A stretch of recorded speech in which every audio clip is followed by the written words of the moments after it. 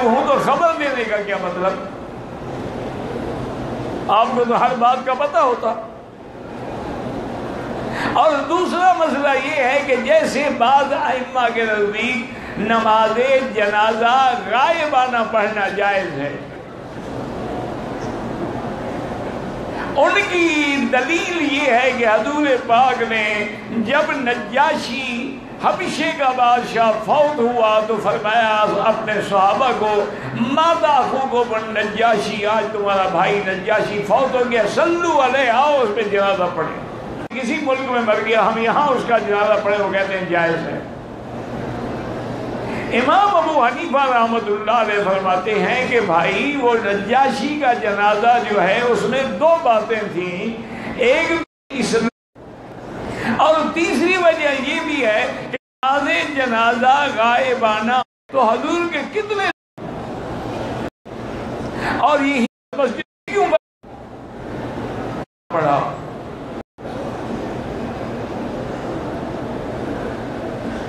تو آداب مسجد میں یہ ہے کہ جیسے اللہ پاک نے حضرت ابراہیم علیہ السلام کو وَطَهِّرْ بَيْتِيَ لِلطَّائِفِينَ، اللہ نے فرمایا ابراہیم میرے گھر کو مسجد الحرام، لیکن مسجد الحرام میں ایک نماز 1,00,000 کے برابر ہے۔ اچھا یہاں اچھی طرح سمجھ لیں، دعا کریں اللہ آپ کو بھی ہمیں 25 درجے اور بڑھ جائیں گے جماعت کے، اور اگر جامع مسجد میں پڑھے گا تو 27 درجے بڑھ جائیں گے، اور اگر کعبے میں آ کے پڑھے گا تو پھر اس کا تو کوئی حساب ہی نہیں ہے۔ اچھا بات یاد رکھیں کہ بعض عاشقوں نے، عاشق بھی تو اپنے منع کرتے ہیں نا، ابلیس لعین جو تھا نا بدبخت، عالم بھی تھا عارف بھی تھا، لیکن ذات تو پاک ہے، چاہے جلال کا وقت ہے پھر بھی دعا مانگ لی۔ عارف تھا، سمجھتا تھا نا کہ اللہ کی ذات تو غضب ہو یا رضا ہو، ما یلیق بشانی، اس کے شان ہی نرالا ہے نا۔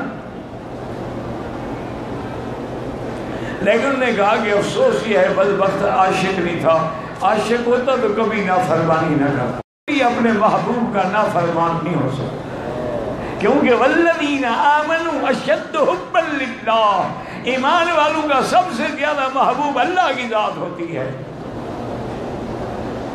اللہ کے بعد حضور، رنگ بھی تمہارا کالا ہے، مجنون کیوں پاگل ہو گیا؟ اور نے کہا بادشاہ سلامت آپ مجھے دیکھ رہے ہیں اپنی آنکھوں سے، مجنوں کی آنکھ سے دیکھیں تو میرے حسن کا پتہ چلے۔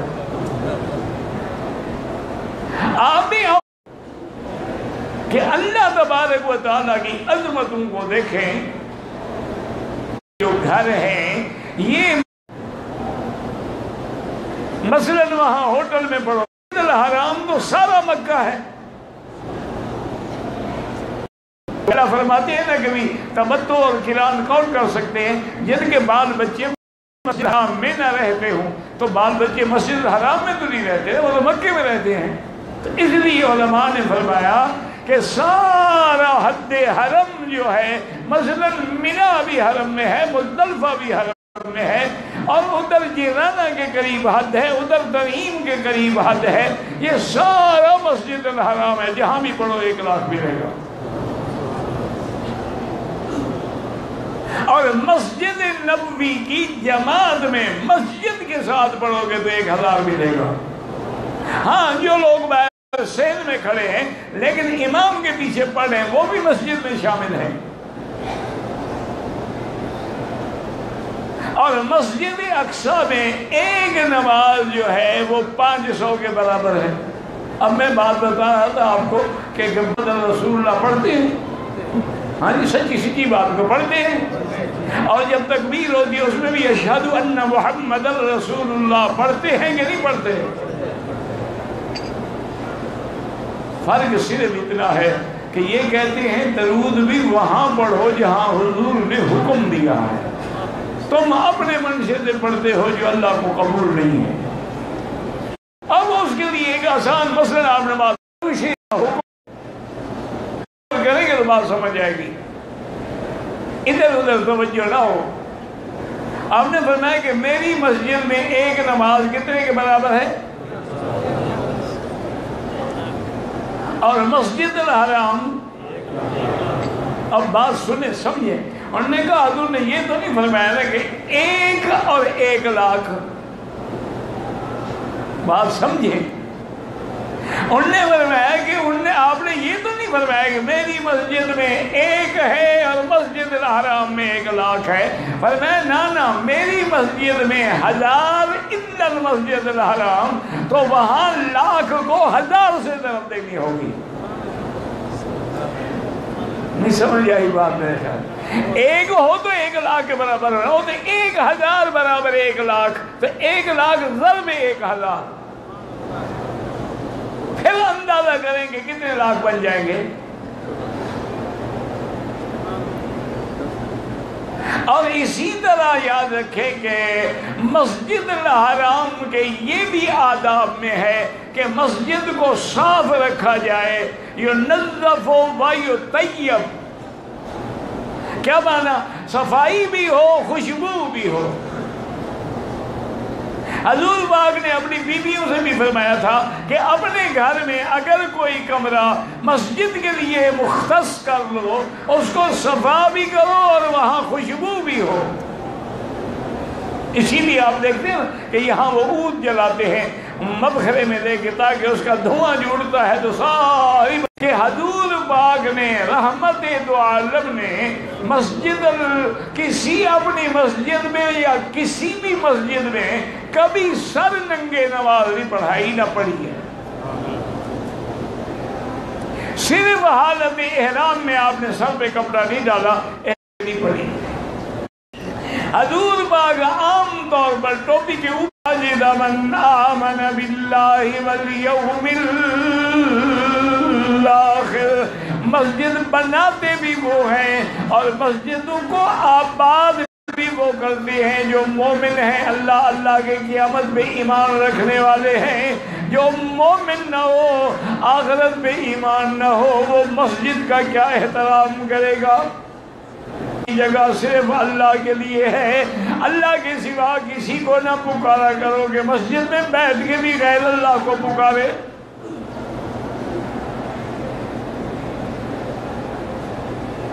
اور اسی طرح یاد رکھیں کہ یہ وہ مسجد الحرام ہے جس کی بنیاد اللہ تبارک و تعالی نے ویسے تو آدم سے پہلے بھی ہے، لیکن جس کا ذکر قرآن میں ہے، اللہ کے 2 پیغمبر ہیں، حضرت ابراہیم اور حضرت اسماعیل، جو اس گھر کو بنا رہے ہیں۔ اور خدا کی شان دیکھیں کہ یہاں بھی 2 پیغمبر ہیں، اور مسجد اقصی جب بنی تو وہاں بھی 2 پیغمبر ہیں، ایک حضرت داؤد علیہ السلام اور دوسرے حضرت سلیمان علیہ السلام۔ یعنی عمارت تو داؤد کے زمانے میں شروع ہو گئی، لیکن تکمیل حضرت سلیمان علیہ السلام کے زمانے میں ہوئی۔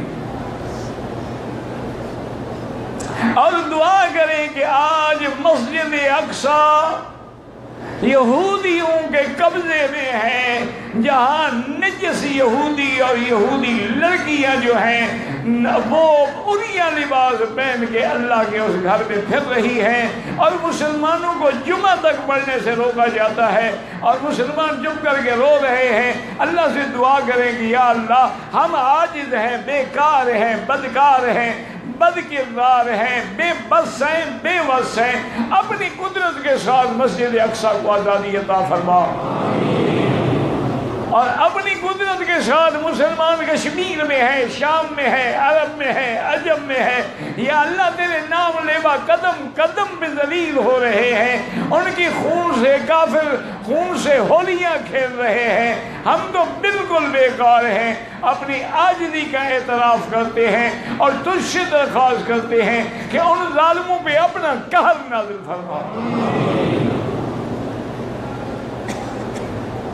اس لیے ہمیشہ یاد رکھیں کہ وہاں بھی 2 پیغمبر ہیں اور یہاں بھی دو پیغمبر ہیں، وَإِذْ يَرْفَعُ إِبْرَاهِيمُ الْقَوَاعِدَ مِنَ الْبَيْتِ وَإِسْمَاعِيلُ، اور اس کے بعد لیکن ایک مسجد نبوی ہے جہاں ایک اکیلے حضرت محمد مصطفیٰ ہے صلی اللہ علیہ وسلم۔ تو اللہ آپ کو بھی، اور یہ ایک مسئلہ رہ گیا کہ جب مسجد میں داخل ہوں تو کیا پڑھیں گے؟ بسم اللہ والصلاة والسلام علی رسول اللہ، اللہم اغفر لی ذنوبی وافتح لی ابواب رحمتک۔ اور جب باہر نکلو بایاں ہاتھ پہلے بایاں پاؤں پہلے نکالو اور پڑھو گے بسم اللہ والصلاة والسلام علی رسول اللہ، اللہم اغفر لی ذنوبی وافتح لی ابواب فضلک۔ اور ایک حدیث میں یہ بھی پڑھو اللہم اعصمنی من الشیطان الرجیم۔ اللہ آپ کو بھی اور مجھے بھی تمام مساجد کا ادب کرنے کی توفیق عطا فرمائیں۔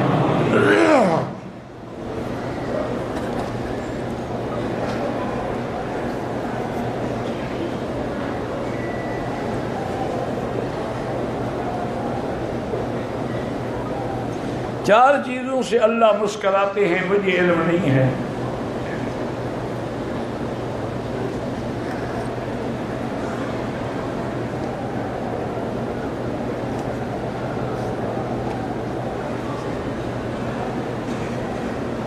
کہتی ہیں کہ حضرت موسیٰ علیہ السلام نے اللہ سے سواری مانگی، اللہ نے ایک آدمی کے پاس بھیجا، وہ ولی اللہ تھا، اس نے بادل کو اشارہ کیا، بادل نیچے آ گیا۔ یہ حدیث تو نہیں ہے، کوئی گھڑا ہوا قصہ ہے۔ جس نے آپ کو کہا ہے حدیث ہے، اس کو کہو کہاں ہے حدیث، کون سی کتاب ہے؟ بس حدیث ہے۔ یہ ایک بہت بڑی زیادتی ہے کہ ہمارے لوگ کہہ دیتے ہیں حدیث شریف میں ہے۔ بھئی حدیث کون سی حدیث ہے؟ حدیث صحیح ہے، حسن ہے، ضعیف ہے، مرسل ہے، مقطوع ہے، منقطع ہے، موضوع ہے، صرف حدیث میں ہے۔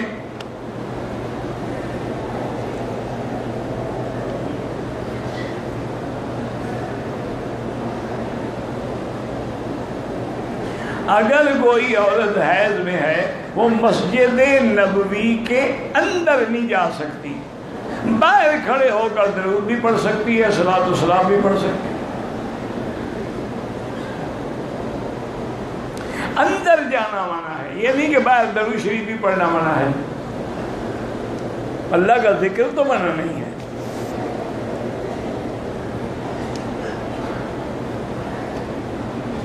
کہتے ہیں جی کہ مدینہ یونیورسٹی میں میرا بیٹا داخلہ لینا چاہتا ہے، اس کا طریقہ یہ ہے کہ یا تو انٹرنیٹ پہ یونیورسٹی کی وہ جو شاخ وہ کھولیں، یا وہاں پر جو سعودی سفارت خانہ ہے اس میں جائیں، وہاں پر جو ایجوکیشن اٹیچی ہوں گے وہ آپ کو فارم بھی دیں گے، سب کو سمجھائیں گے۔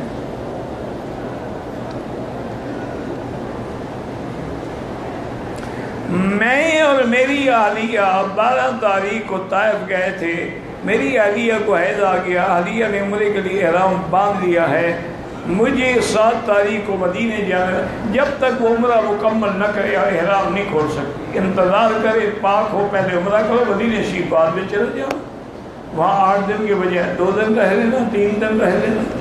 لیکن یہ پابندی جو آپ نے قبول کی یہ تو پوری کرو نا، اگر ایسے چلے جاؤ گے عمرہ چھوڑ دو گے، عمرہ بھی کرنا ہوگا، دم بھی دینی ہوگی۔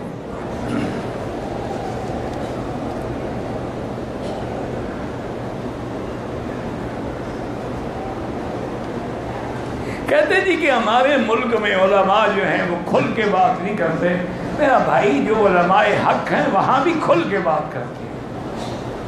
اگر آپ کا پلہ علماء سو سے پڑا ہے تو اس میں ہمارا کیا قصور ہے؟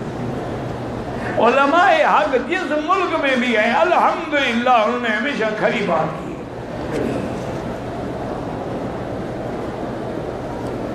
میرا بیٹا ہے 11 سال کا، اس کو بیماری ہے، پیشاب کر دیتا ہے رات کو، بس اسی نیت سے زمزم پلائیں، چونکہ زمزم جو ہے ماء زمزم لما شرب، جس مرض کے لیے بھی پلاؤ گے، جس غرض کے لیے بھی پلاؤ گے، اللہ پوری کرے گا۔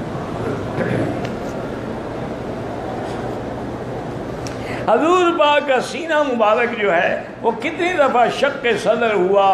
4 دفعہ۔ ایک بوڑھا آدمی ہے، نماز نہیں آتی، حج ہو جائے گا، ہاں حج ہو جائے گا، پہلے نماز بھی سیکھ لینا۔ حج سیکھ رہا ہے، احرام باندھ رہا ہے، طواف کر رہا ہے، مینا جا رہا ہے، نماز نہیں سیکھ سکتا؟ ایک وہ بات ہے، کسی ساتھی کو ساتھ بٹھا کے سیکھے، پہلے اس کو دیکھ دیکھ کے پڑھتا ہے، پھر خود پڑھ لے گا۔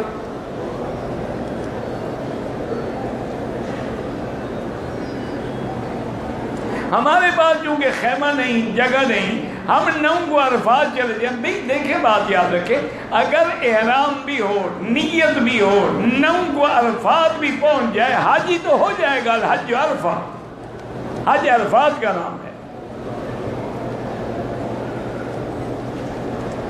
اپنے جو قربانی سالانہ کرتے ہو وہ تو اب بھی اپنے ملک میں ہو سکتی ہے، حج کی بکری لازماً آپ کو مینا مکے میں دینی ہے۔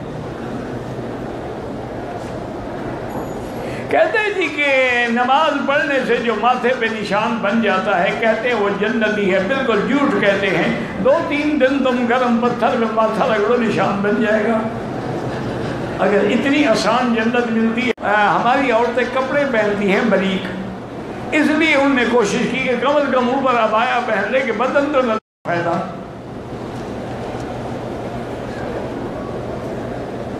رسول بخش نام رکھنا شرک ہے۔ رسول بخش یا عبد الرسول یا عبد النبی یا نبی بخش، حسین بخش، فقیر بخش، سب شرک ہے۔ اللہ کے سوا کوئی نہیں بخش سکتا۔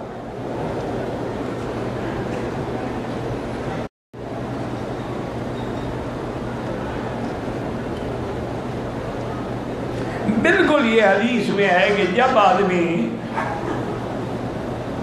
اللہ کے آگے ڈر کے توبہ کرتا ہے، روتا ہے، جو آنسو نکلتے ہیں وہ جہنم کو تو ٹھنڈا نہیں کرتے، لیکن اس کو جہنم سے دور کر دیتے ہیں۔ جہنم ٹھنڈی ہو جائے پھر کافر کس میں جلیں گے؟ جہنم تو تم نے ٹھنڈی کر دی، ان کے تو مزے ہو گئے۔ بس پتہ نہیں جب مسئلے گھڑتے ہیں تو کیا عقل کا کوئی پرزہ ڈھیلا ہے، اللہ عالم، یا کیا ہے کہ کم سے کم اللہ نے عقل تو دی ہے۔ حدیث میں ہے کہ جب آنسو گرتے ہیں اللہ حکم فرماتے ہیں میرے بندے کو جہنم سے دور کر دو۔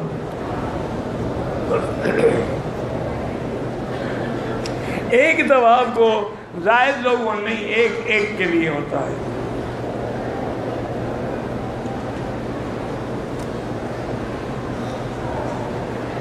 کہتے ہیں جی کہ میں صفا مروا کی صفا کے پہلے چکر کے بعد حمام کیا، بیگ سے جوتا نکالتے ہوئے ہاتھ پہ ٹوتھ پیسٹ لگ گیا، کوئی بات نہیں، کچھ نہیں ہوتا، دھو ڈالو اور صفا پوری کرو۔ کیونکہ ٹوتھ پیسٹ جو ہے اس کو کوئی عطر سمجھ کے نہیں لگاتا، لیکن حالت احرام میں استعمال نہ کرے کہ خوشبو تو بہرحال ہوتی ہے نا اس میں۔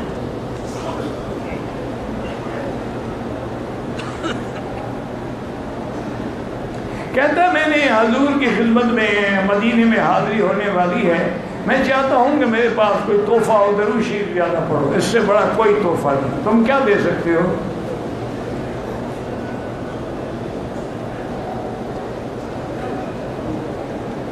کہتے ہیں کہ لوگ ویسے اچھے بول رہے ہوتے ہیں لیکن کوئی ایسی بات خلاف مزاج ہو جائے تو بھڑک جاتی ہے، طبیعت ہے بھائی، فطری طبیعت، ہر انسان میں یہ کمزوریاں ہوتی ہیں۔ علاج کیا ہے؟ لا حول ولا قوت الا باللہ العلی العظیم، اعوذ باللہ من الشیطان الرجیم۔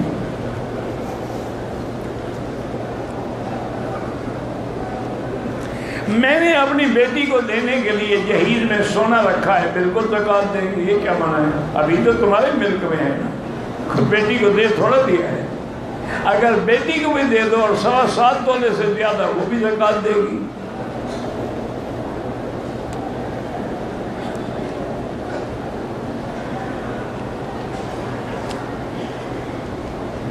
کہتے جی ربنا لک الحمد کے بعد حمدن کثیرن طیبن مبارکن کما یحب ربنا ویرضی، یہ جائز ہے۔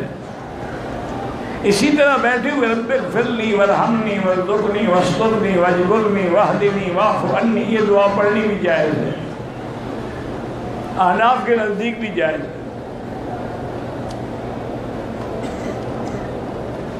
میں پاکستان سے حج کے لیے آیا، سیدھا مدینہ چلا گیا، جہاں سے مکہ پاک آ گیا، عمرہ ادا کرتے ہوئے ایک دن کے لیے جدے کے لیے جانا پڑ رہا ہے، ایک رات بھی جدے میں رہوں گا، بالکل جائیں، کوئی عمرہ نہیں، بس عمرہ آپ کر چکے ہیں، جدہ میقات نہیں ہے کہ واپسی پہ آدمی احرام باندھے، جدہ میقات کے اندر ہے۔ میں طائف میں نے جدے کے احرام باندھا، عمرہ کیا، اب میرے لیے کون سا حج کرنا ہے؟ حج تو افراد ہے لیکن دم دینی پڑے گی، آپ کو عمرہ نہیں کرنا چاہیے تھا۔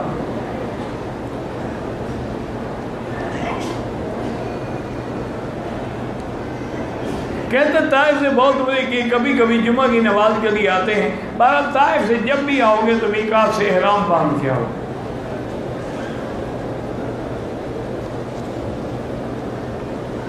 فجر کی سنتیں اگر جماعت سے پہلے نہ پڑھ سکے، افضل یہ ہے کہ سورج نکلنے کے بعد ادا کرے، لیکن کوئی نماز کے فوراً بعد بھی پڑھ لے تو ادا ہو جائے۔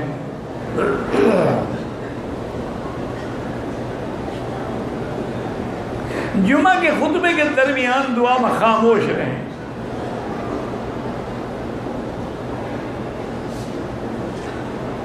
کہتے ہیں اگر دل میں ہو کہ کپڑے پہ پیشاب کا قدر، دل میں ہونے سے کچھ نہیں ہوتا، دیکھو لگا ہے کہ نہیں لگا، لگا ہے دھو ڈالو۔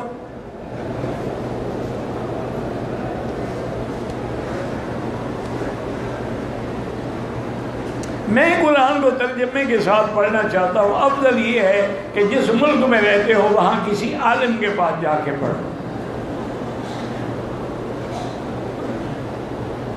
اگر طواف کرتے ہوئے حجر اسود کو ہاتھ لگ جائے تو چومنا چاہیے، نہ لگے تو چومنے کی ضرورت نہیں ہے۔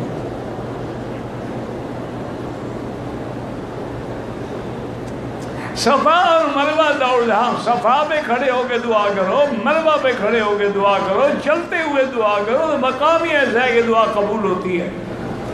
اور حضور نے بھی حدیث میں رب اغفر وارحم واعف وتکرم،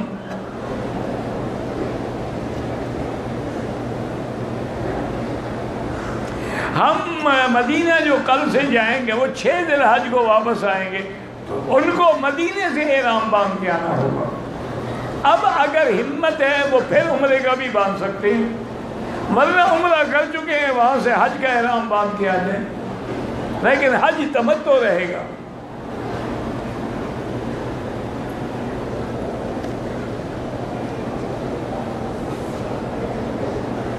بہرحال حج میں جو بھی آئے گا اللہ سب کا قبول فرمائے۔ باقی منظوری یا قانونی باتیں قانون والوں سے پوچھو، کوشش کرو کہ قانون کو نہ توڑا جائے۔ مکے میں قیام کے دوران عام حالات میں افضل یہ ہے کہ طواف کرے، اور طواف نہ کر سکے تو تلاوت قرآن کرے۔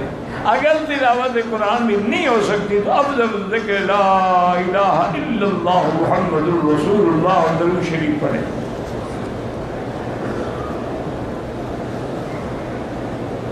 کہتے ہیں جی کہ چھجے والا نقاب جو ہے، اور ایک چھجے والا نقاب نہ حضور نے فرمایا نہ حدیث میں ہے، یہ تو انہوں نے ایک طریقہ بنایا ہے کہ کپڑا منہ کو نہ لگے، اس کی کوئی ضرورت نہیں ہے، بس آگے کپڑا لٹکا دے، لگتا ہے لگ جائے۔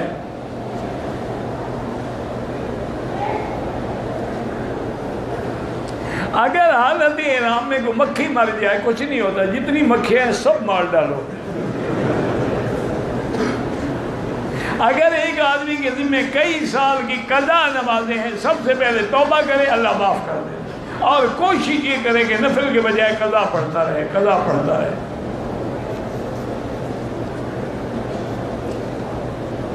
احرام کی حالت میں حجر اسود کو بوسہ دینے سے اس لیے منع کیا جاتا ہے کہ وہاں عطر لگا ہوتا ہے، کہیں وہ عطر تمہارے منہ کو نہ لگ جائے، ورنہ تو کوئی منع نہیں۔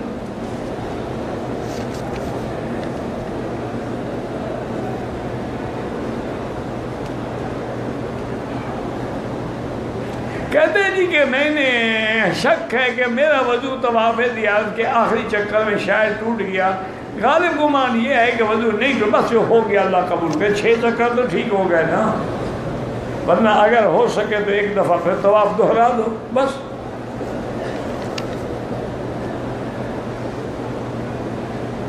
میرا بھانجا 10 سال سے لاپتہ ہے، اللہ تبارک و تعالیٰ کرے وہ خیریت سے اپنے گھروں میں آ جائیں۔ جو بچے بھی لاپتہ ہیں اللہ سب کی مدد فرمائیں۔ بینک انشورنس یا جوا یا رشوت بالکل حرام ہے، لیکن اگر وہ دعوت کریں ان کا کھانا کھا سکتے ہیں۔ وہ جوئے والا پیسہ تو ضروری نہیں کہ آپ کو کھلا رہا ہو، اور بھی تو اس کے پاس پیسے ہوں گے نا۔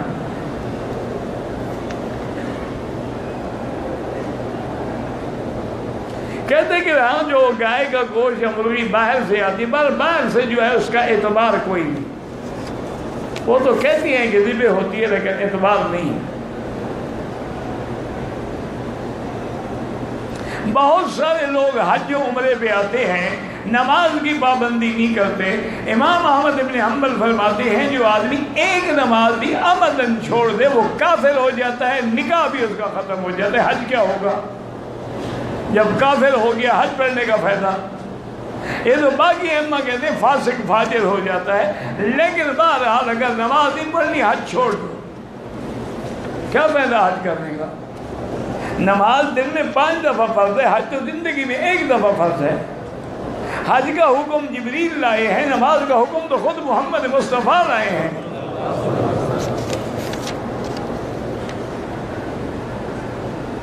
کہتے ہیں بہت سے لوگ مکے مدینے والوں کو وہابی کہتے ہیں، کہنے دیں کوئی بات نہیں، وہاب اللہ کا نام ہے، اس سے نسبت کرتے ہیں ہماری یہ اللہ والے ہیں، تو کوئی بری بات تو نہیں ہے۔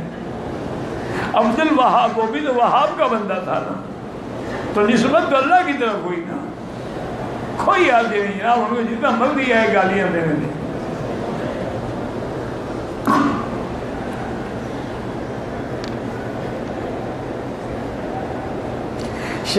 خوارج وہ ہیں جو اہل بیت کے منکر ہیں اور صحابہ کو مانتے ہیں۔ شیعہ وہ ہیں جو اہل بیت کو مانتے ہیں، صحابہ کے منکر ہیں۔